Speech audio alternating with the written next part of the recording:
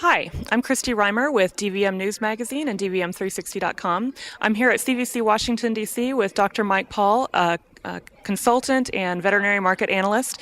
And Mike, I wonder if you could talk to me a little bit about some of the changes we're seeing in as far as veterinary school enrollment increasing and the creation of new veterinary schools as compared to the amount of work available. So are we facing a surplus of veterinarians in the market? And if so, how are we going to deal with that?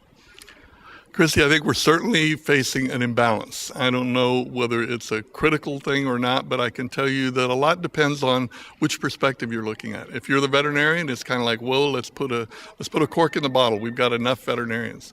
If you're a veterinary school or a state economy, you're saying, well, we need to generate more revenue for the schools. We have kids who want to go to veterinary school and so on.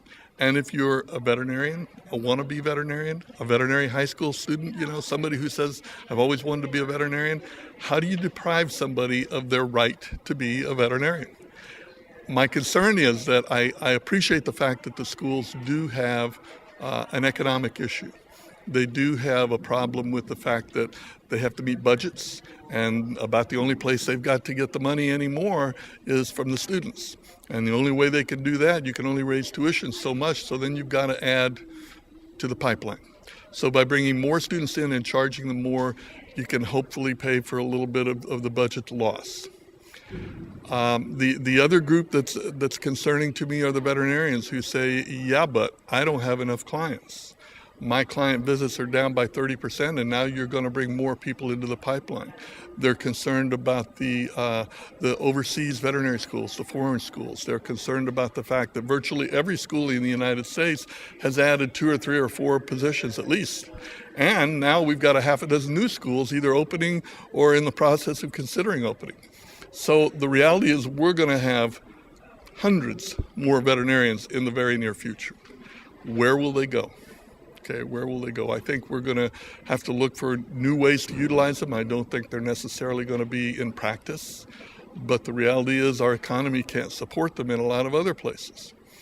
Many of them may find themselves saying, yes, I'm a veterinarian, but I don't work as a veterinarian. I hope this is a short-term crisis, but I don't really think so. I think this is a situation where we will forever be faced with a bit of a surplus of veterinarians, maybe a lot of a surplus of veterinarians. But I don't believe that we as a profession can pull the ladder up after ourselves and say, oh, I got in, I got my degree, too bad for you, go be a school teacher. I don't think that's right. I think that people, when young people come to me and say, I'm considering being a veterinarian, I try and give them as much guidance as I can. And I tell them, just be prepared for it not to look like you think it's going to look. It will not be the way it's been for the last 25 years. Thanks a lot for those insights, Mike. You're welcome.